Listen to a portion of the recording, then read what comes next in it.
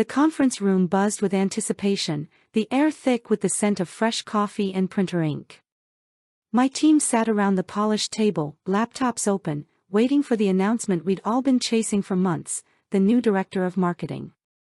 I'd poured 3 years into this company, leading campaigns, mentoring juniors, staying late to perfect pitches. My name, Nora Bennett, was on everyone's lips as the frontrunner.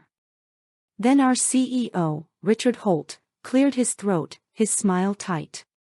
"Congratulations to our new director," he said, pausing for effect.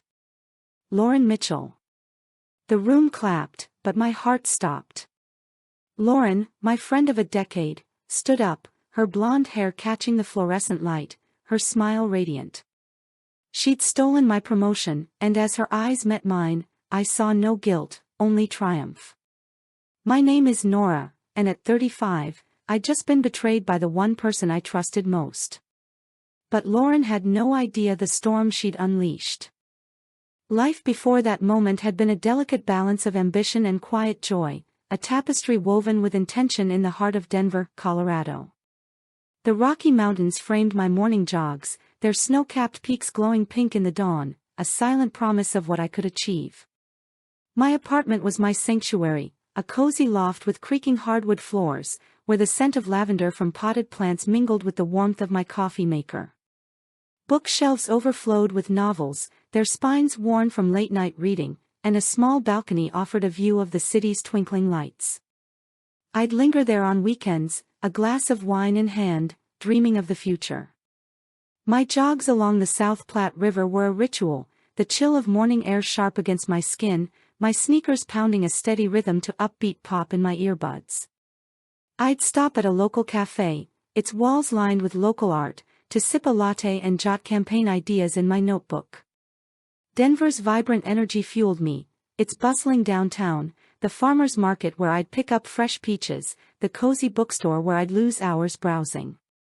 My parents, retired in Boulder, were my cheerleaders, their pride evident during cozy dinners at their cabin, where we'd share stories over homemade lasagna.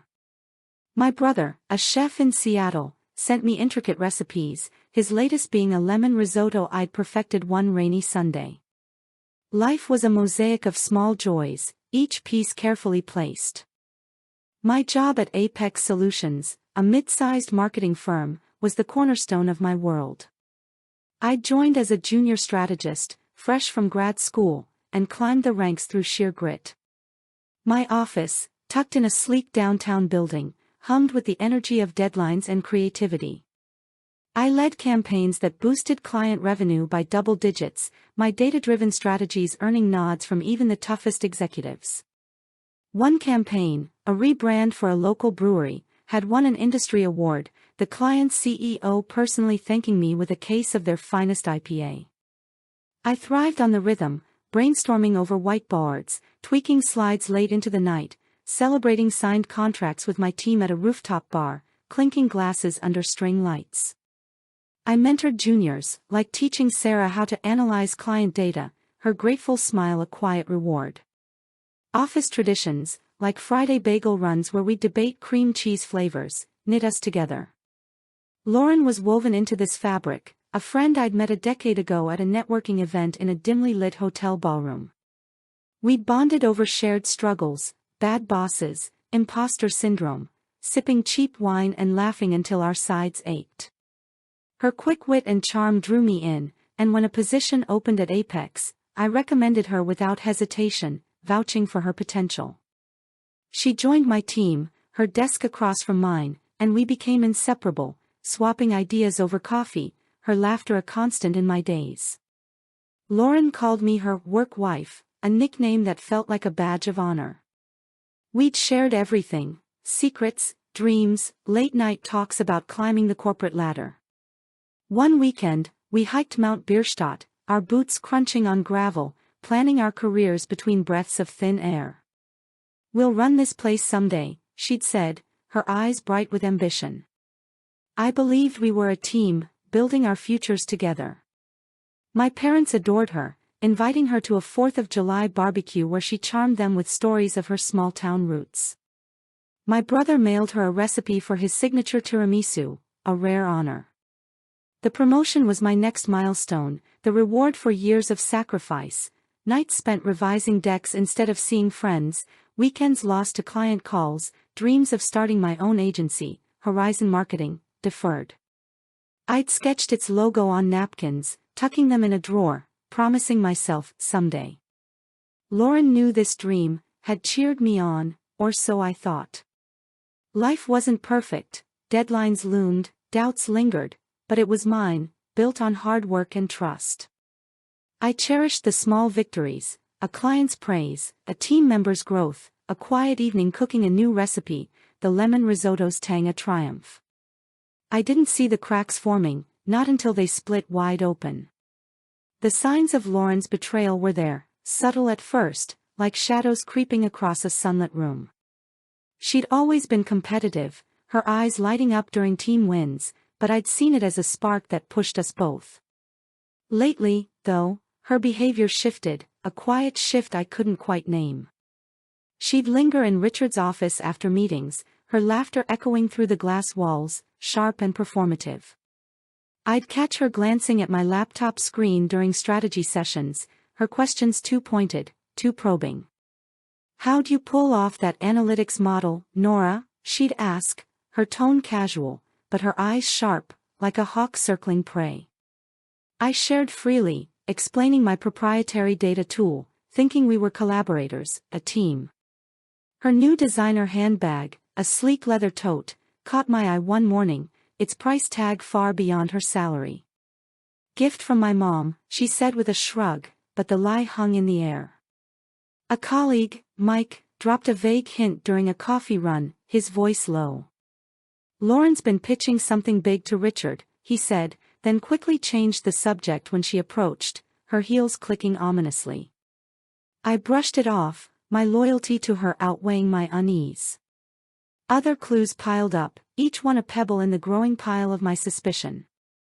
Lauren missed a coffee date, texting a flimsy excuse about a last-minute meeting, leaving me alone at our usual cafe, the barista's sympathetic smile stinging as I sipped my latte. I found a printed email on the office printer, half hidden under a stack of reports, its edges crumpled as if discarded in haste.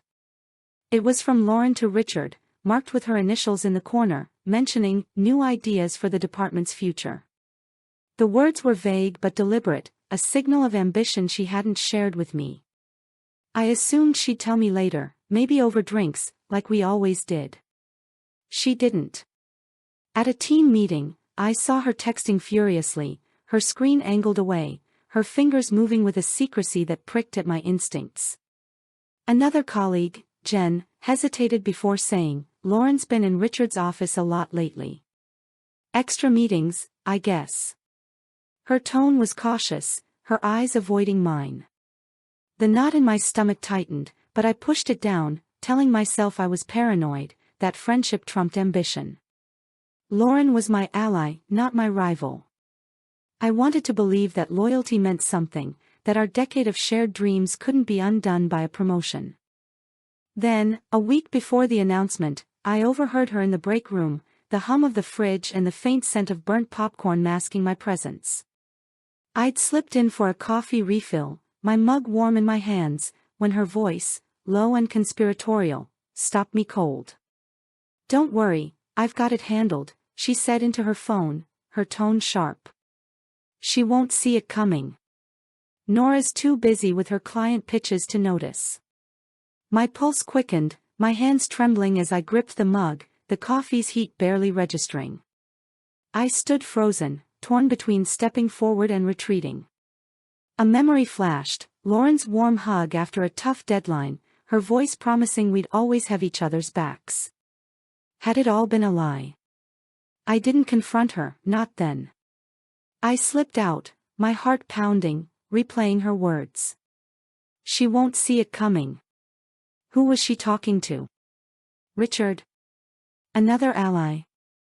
The conversation echoed a past moment, a late-night call when she'd reassured me after a client loss, her voice soft and sincere. Now, that sincerity felt like a mask.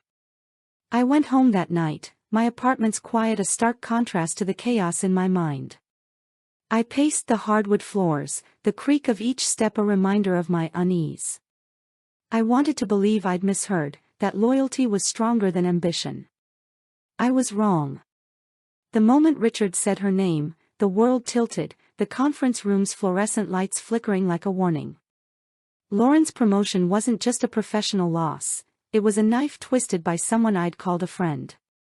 The applause rang hollow, my team's claps mechanical as their eyes darted between us. Sam, my IT ally, furrowed his brow, his confusion mirroring my own. A junior, Sarah, looked away, her hands fidgeting, as if sensing the injustice. Lauren's smile was a performance, bright and practiced, but her glance at me held defiance, a flicker of satisfaction that burned.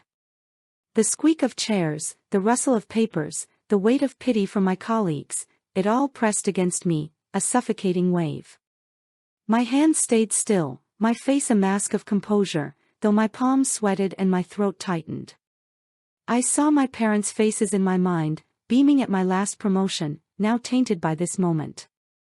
Every late night, every campaign I'd led, every time I'd covered for Lauren when she missed a deadline, it meant nothing. A recent victory flashed through me, a client's standing ovation for my brewery campaign, now a cruel irony. I wanted to scream, to demand answers, to expose her right there in front of Richard, the team, the world. But I didn't. I'd built my career on control, on turning chaos into strategy, and this was no different. Screaming would give Lauren the satisfaction of my pain, let her paint me as unhinged. Instead, I drew on the calm I'd honed through years of high-stakes pitches, the kind where a single slide could win or lose a $1 million deal. A mentor's voice echoed in my head, "Stay sharp, Nora. Emotion clouds judgment." I straightened, my shoulders squared, and spoke, my voice steady despite the fire in my chest. "Congratulations," I said, rising from my chair. Lauren's smile wavered, just for a second, her eyes narrowing as if sensing a challenge. "Thanks, Nora," she replied, her tone too sweet, like sugar laced with venom. I nodded, my expression neutral, and walked out, my heels clicking against the polished floor, each step a promise. The hallway stretched before me, its beige walls lined with framed awards, one bearing my name from last year's campaign. Lauren thought she'd won, that she'd rewritten my story with a single announcement. She was wrong. This wasn't over. I'd make sure she regretted crossing me. In the quiet of my office, the door closed against the hum of the open-plan floor. I let the emotions crash over me. Anger, sharp and hot, surged first, my hands clenching until my nails bit into my palms. Grief followed, a dull ache for the friendship I'd lost, the decade of trust now shattered. I thought of the nights I'd stayed late to help Lauren polish her presentations, my eyes burning from screen glare, or the weekends I'd spent coaching her through pitches, sacrificing time with my family. A high school betrayal surfaced, a friend who'd spread gossip to win a clique's favor, its sting echoing now, reminding me how trust could blind. Doubt crept in, whispering that maybe I wasn't good enough, that Richard had seen something in Lauren I lacked. Had I been too focused, too rigid? I pushed the thought away, my gaze falling on a framed award on my desk, earned for a campaign that boosted revenue by 20% last quarter. I'd closed deals others couldn't touch, mentored a team that trusted me. This wasn't about merit, it was about betrayal. I opened my laptop, the screen's glow casting shadows across my cluttered desk, and stared at the campaign files I'd shared with Lauren. A memory surfaced, her questions about my proprietary data tool, the one I'd built to predict client trends with uncanny accuracy. She'd been too interested, her praise too effusive, asking for access I'd granted without hesitation. My stomach twisted as I realized she might have used it to impress Richard. The tool, with its unique algorithm I'd coded over sleepless months, was my edge, a secret weapon I'd shared only with her. A past favor flashed, staying late during a snowstorm to fix her botched report, snow piling outside as I reworked her data. I'd trusted her, believed in her, and she'd used me as a stepping stone. I didn't have proof, not yet, but my instincts, honed through years of reading clients and colleagues, were screaming. Sleepless nights followed, my mind replaying her actions, her smug smile, the applause that should have been mine. I confided in my brother over a late-night call, his voice crackling from Seattle. "Confront her," he urged, but I hesitated, dismissing my fears as paranoia, clinging to the hope that our friendship wasn't a lie. It was. I wouldn't let her rewrite my story.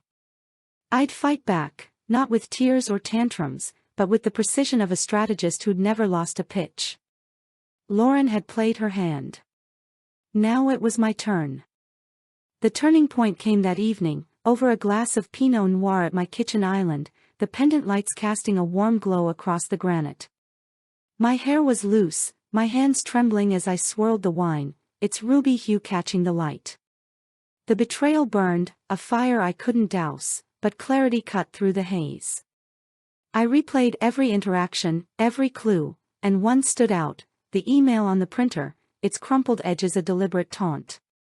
Lauren had left it there, knowing I'd see it, testing my reaction, a move as calculated as her laughter in Richard's office. She'd been playing a long game, and I'd been blind, too trusting, too loyal. No more. I remembered a moment months ago, her voice syrupy as she praised my data tool, hinting at wanting full access for a team project. I'd given it, thinking we were partners. Now, I saw her ambition, her greed, cloaked in friendship. I logged into the company's shared drive, my fingers steady despite the wine's warmth in my veins. The interface was familiar, folder icons glowing, timestamps marking every file. Late into the night, I clicked through Lauren's recent submissions, my eyes scanning for proof. There it was, a presentation dated 3 days ago, titled Strategic Vision for Marketing. The slides were polished, professional, and chillingly familiar. The data models, with my signature exponential curves, the client predictions, even the teal and gray color scheme I'd used for years, they were mine, lifted from my tool and repackaged as her own. My blood boiled, but I stayed calm, downloading the file and its metadata, which showed I'd created the original tool 2 years ago, long before Lauren's vision. She'd stolen my work, assuming I'd never check, never fight back. That was her mistake. I called my mentor, Carla Evans, a former Apex VP who'd started her own consultancy in a sleek Lodo office lined with bookshelves and a view of Denver's skyline. I'd visited her there, sipping espresso as she shared stories of corporate battles. Now, her voice was steady over the phone, a lifeline in the chaos. "I need advice," I said, my voice low as I paced my kitchen, the hardwood creaking underfoot. I explained everything, the stolen presentation, the access logs, Lauren's betrayal. Carla listened, then shared her own story, a time she'd been undercut by a colleague, her calm resolve inspiring me. "You've got evidence," she said. "Use it wisely. Don't confront her, go above her. The board respects results, not drama." I hesitated, my heart pounding, worrying about seeming petty or vindictive. "What if they think I'm just bitter?" I asked. Carla's laugh was sharp. "Evidence isn't bitter, Nora. It's truth. Contact Daniel Pierce on the board. He's fair and discreet." Her advice was a roadmap, her confidence a spark. I hung up, my resolve hardening. Lauren's victory was built on stolen ground, and I'd tear it down, brick by brick, with the precision of a strategist who'd never lost a pitch. The next morning, I woke with a clarity that cut through the fog of betrayal. My apartment was quiet, the dawn light filtering through my balcony doors, casting long shadows across the hardwood. I brewed coffee, the machine's hum a steady rhythm, and dressed in my sharpest blazer, its navy fabric a quiet armor. My inbox held a flurry of emails, but I focused on one task, drafting a message to Daniel Pierce. I revised it 3 times, ensuring every word was measured, professional, my evidence attached in neat PDFs. "I have concerns about intellectual property misuse," I wrote, my fingers steady on the keyboard.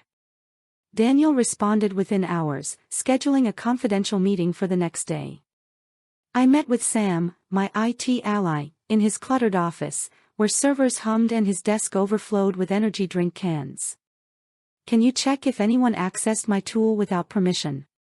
I asked, our banter light despite the stakes. Sam's fingers flew over his keyboard, his eyes narrowing as logs loaded. By lunch, he confirmed Lauren had downloaded my files multiple times, using her login after hours, her digital fingerprints unmistakable. I saved the logs, another piece of my arsenal, and thanked Sam with a nod, his grin a silent vote of confidence. That afternoon, I drafted a formal complaint to HR, my office a cocoon of focus as I typed, the faint chatter of colleagues filtering through the walls. I outlined Lauren's actions, stealing my tool, presenting it as her own, securing the promotion through deceit. I didn't accuse outright, framing it as a concern for company integrity, letting the evidence speak.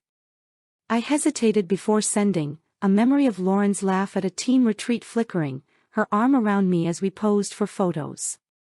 Was I destroying her? No, she destroyed herself. I pressed send, copying Richard and the board, my heart racing but my resolve firm. I didn't send it yet, waiting to time it with Daniel's meeting for maximum impact. Lauren called me into her new office hours later, its glass walls gleaming, her desk adorned with a single orchid. She leaned back in her chair, her tone dripping with false warmth. "I hope there's no hard feelings, Nora," she said, her blonde hair catching the light. "You're so talented. I'd love for us to keep working together, maybe on that new client pitch next week." Her smile was a mask, her eyes searching for weakness. I smiled back, my expression neutral, my voice steady. "Of course, Lauren. I'm all about teamwork." She didn't see the storm coming, her nervous laugh betraying her as I left, my heels clicking with purpose. I wanted it that way. The plan unfolded over the next week, each step a calculated move to expose Lauren without giving her room to escape. I met Daniel Pierce in the boardroom, its sleek table reflecting the city skyline, the air heavy with the scent of polished wood. Daniel, a silver-haired executive with a reputation for fairness, reviewed my files, his brow furrowed, his pen tapping rhythmically. I presented my evidence with calm precision, my voice steady despite the butterflies in my stomach. Lauren presented my work as her own to secure the promotion, I said, sliding the presentation, metadata, and access logs across the table. I detailed specific slides she'd stolen, like my exponential growth chart for a key client, now branded with her name. I'd prepared at home, rehearsing in front of my mirror, my reflection a reminder of my worth. Doubt lingered, what if they saw me as bitter, but a nod from my team's junior, Sarah, in the hallway that morning had steadied me. Daniel's face hardened as he flipped through the files, his silence heavy. "This is serious," he said finally. "We'll need to investigate, but I'll keep it discreet for now." I thanked him, my heart pounding with a mix of fear and exhilaration, and left, the boardroom's glass doors closing softly behind me. The next day, I sent the HR complaint, my finger hovering over the send button as I sat in my office, the morning light glinting off my award. A memory of Lauren's early kindness, a bottle of wine after a tough deadline, flashed, but I pushed it away. She'd chosen this path.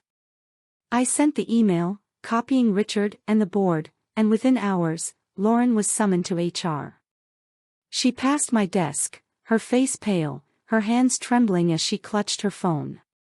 The office buzzed with whispers, colleagues pausing at the water cooler, their voices low. Lauren tried to play it off, her laugh too loud at a team meeting, her eyes darting to me as I took notes, my expression neutral. Sam gave me a subtle thumbs up across the room, his loyalty a quiet anchor. The board launched a formal review, and the atmosphere shifted. Colleagues who'd clapped for Lauren's promotion now exchanged glances, sensing the tide turning. Jen, usually chatty, avoided Lauren's desk, her usual lunch group conspicuously empty. I stayed quiet, letting the truth do the work, my inbox filling with supportive messages from team members who'd seen my campaigns win clients others couldn't touch. Lauren's confidence was cracking, her once bright star dimming under the weight of her own lies. The consequences hit hard and fast, a storm breaking over Apex Solutions. The board's investigation, conducted in a series of tense meetings I attended, confirmed Lauren's misuse of my data tool. The metadata was undeniable. Timestamps showed I'd created the tool 2 years ago, long before Lauren's strategic vision. She'd stolen specific elements, like my client retention model, falsely claiming them in a pitch to a key account, her slides mirroring mine down to the font. HR's findings were equally damning. She'd lied in meetings with Richard, presenting my work as her own to secure the promotion. By Friday, the board called an emergency meeting, the room thick with tension, board members' faces grim as they reviewed the evidence. Lauren was demoted to her previous role, her director title stripped in a swift, humiliating blow. HR escorted her to a corner cubicle, her belongings hastily packed, her orchid left behind on her former desk, now mine.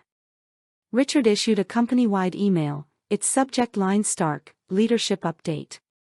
He praised my innovative contributions, announcing I'd be interim director while they reconsidered the permanent role.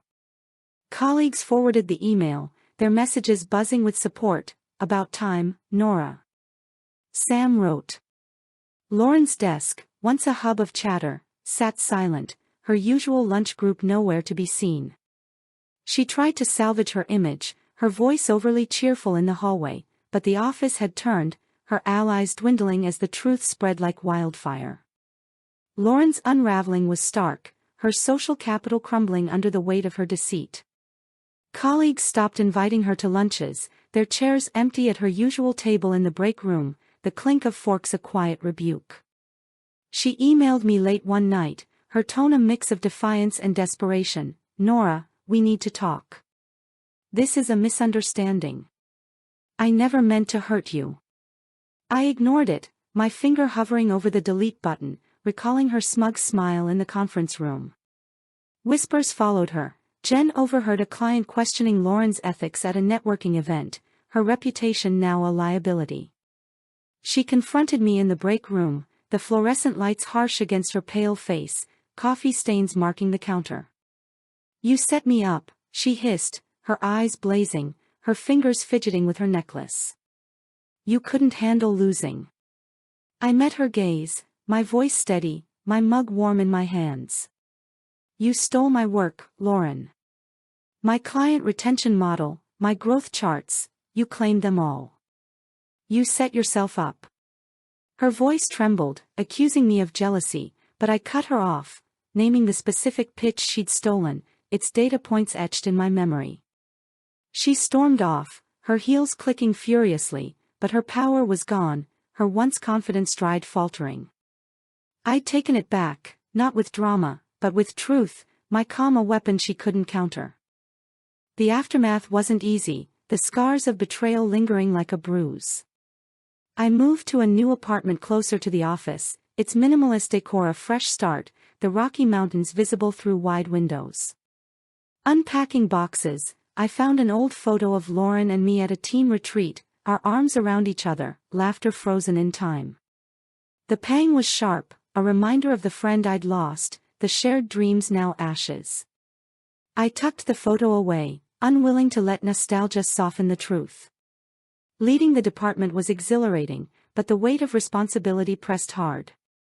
In my first meeting, a client questioned my experience, his skepticism stinging, but I countered with a data-driven pitch, winning him over with the same tool Lauren had stolen. The team rallied behind me, their respect earned through years of mentorship, but challenges persisted. Lauren spread rumors, whispering to a junior that I'd sabotage her out of spite, but the evidence, my metadata, Sam's logs, silenced her lies. I faced long hours, my evenings filled with spreadsheets and client emails, the pressure to prove myself relentless. My parents visited, their pride evident as we hiked a trail near Boulder, the crunch of gravel underfoot a steady rhythm. Over dinner, my mother shared a story of her own workplace struggle, her resilience a mirror to mine. You didn't just survive, she said, her eyes warm. You thrived.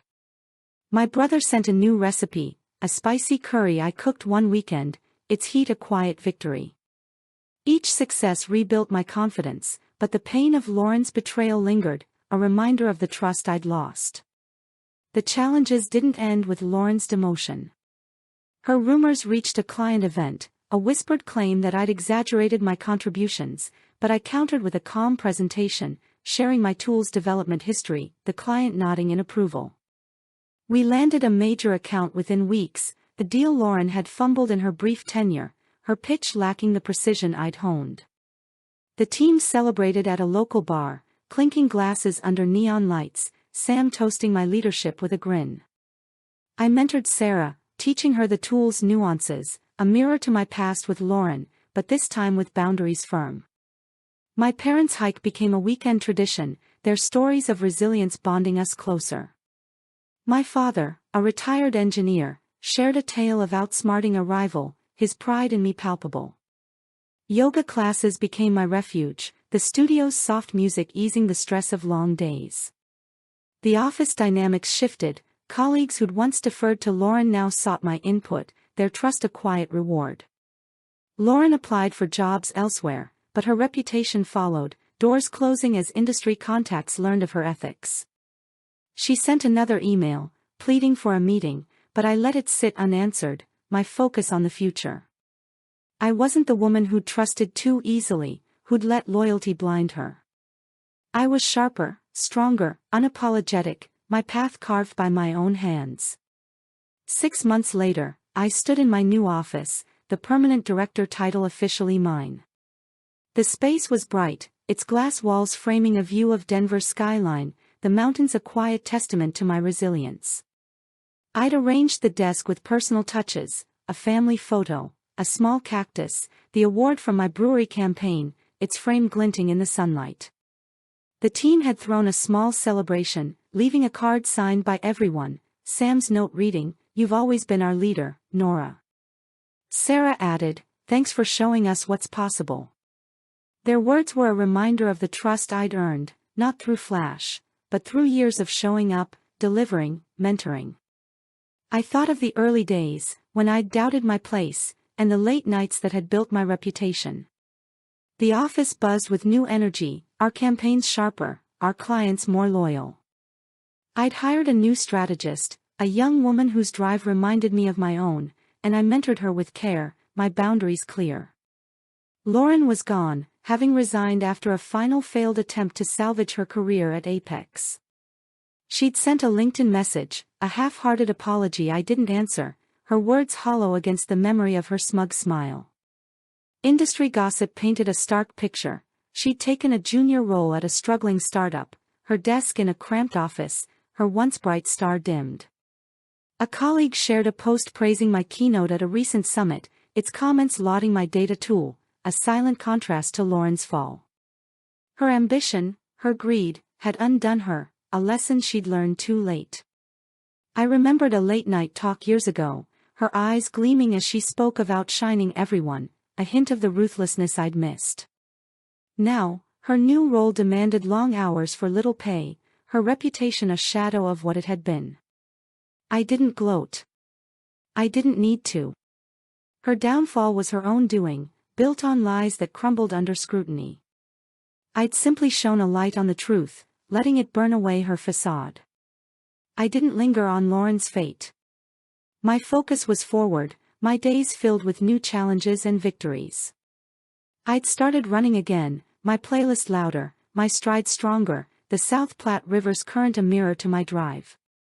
I mentored a young professional at the summit, sharing tips on data analytics, her gratitude a spark that fueled me. Carla, now a friend as much as a mentor, invited me to speak at the next marketing summit, her text a quiet thrill, keynote speaker. You in?